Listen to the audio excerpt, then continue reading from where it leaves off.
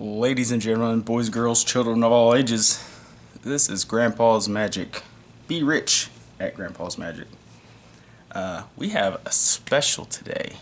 Now, I follow several other YouTube shows. A lot of them are MTG related, but there's only one guy that I really follow that, he cracks packs, and he's funny, a very funny guy, hilarious videos, great videos, always getting good stuff. Well, almost always. He opened up a few packs not too long ago of do not open packs.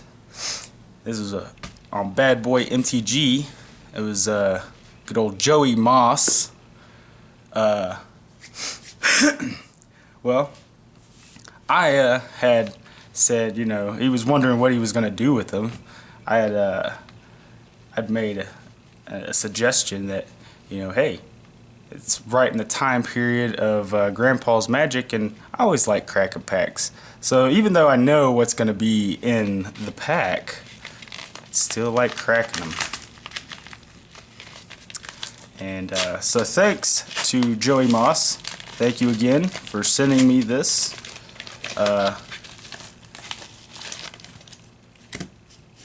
Boom. Do not open unless you've played the guided game.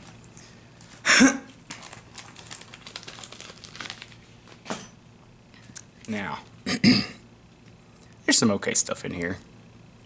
Not like the greatest, but at the time, it was good stuff. And I think that might be a couple cards that I might find useful for an EDH deck.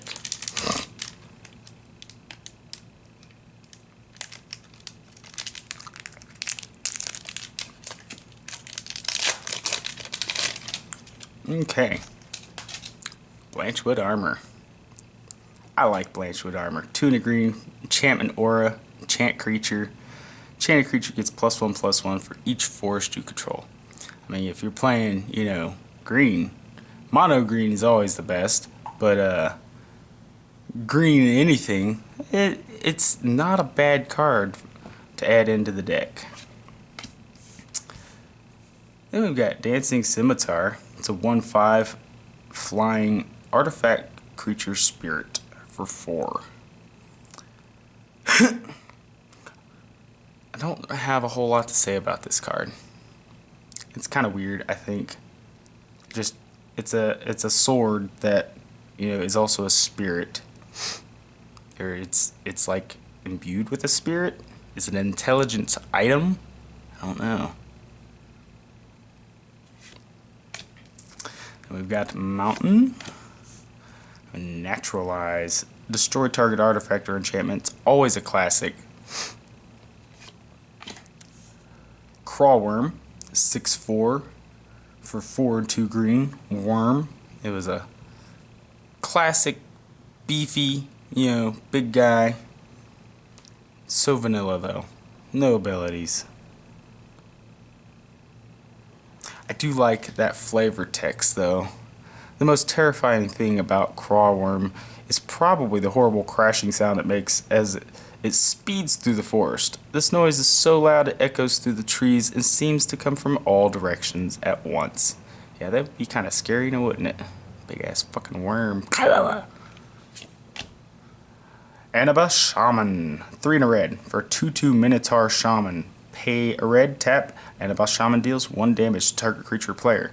Now, see, the funny thing about this is I've been looking into Minotaur creatures because of the Amonkhet deck and Hours of Devastation. That they brought Minotaurs back as a thing, and so I'm in the process of building a Grixis deck, and Minotaur Tribal is definitely going to be a thing in there. So I'm going to be adding that. We got a forest. Oh man, I really do like that artwork. I mean, all these, like Joey Moss said in his video, that the artwork on these lands are just phenomenal. The old artwork is really great.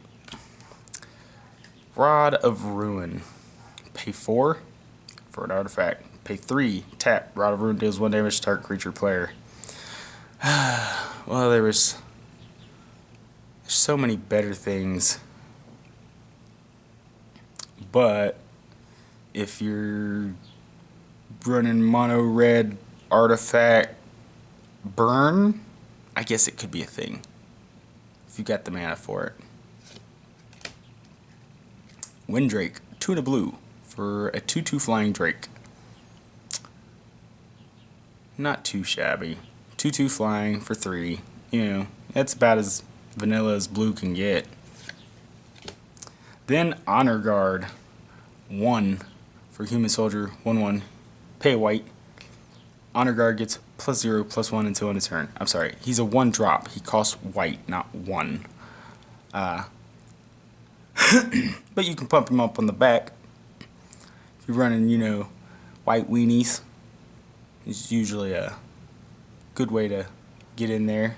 Used as a blocker, you know. You always have a few leftover mana. Boom. We got a Plains.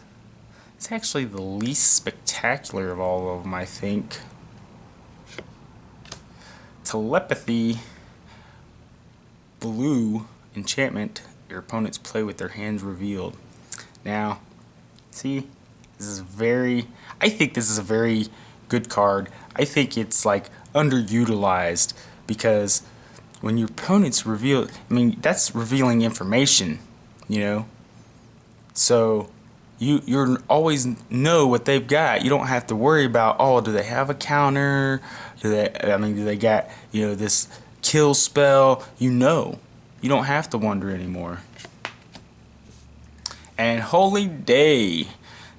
Possibly, I like this just as much as Fog. I think I like this more than Fog because people play green and a lot of people expect you're going to throw a Fog in there. Holy Day is like underutilized in that aspect because not a whole lot of people play, you know, the white,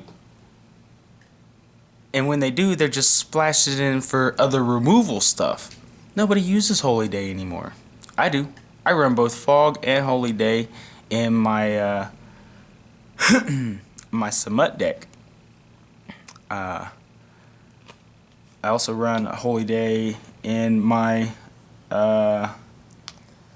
Shuyun deck, just in case.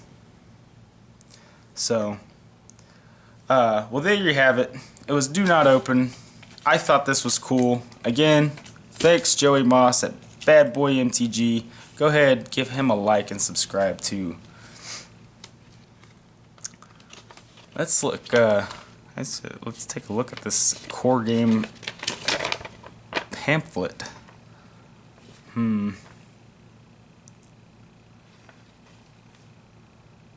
These cards are for the silver and gold player decks. It sounds vaguely Pokemon-ish. We're not going to talk about that game.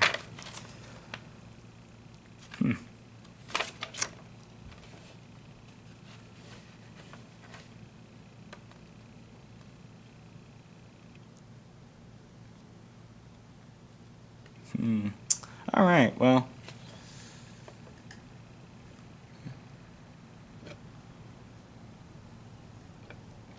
I'll go ahead and let you guys look at this. I'm not going to read all this. That's going to be just too much.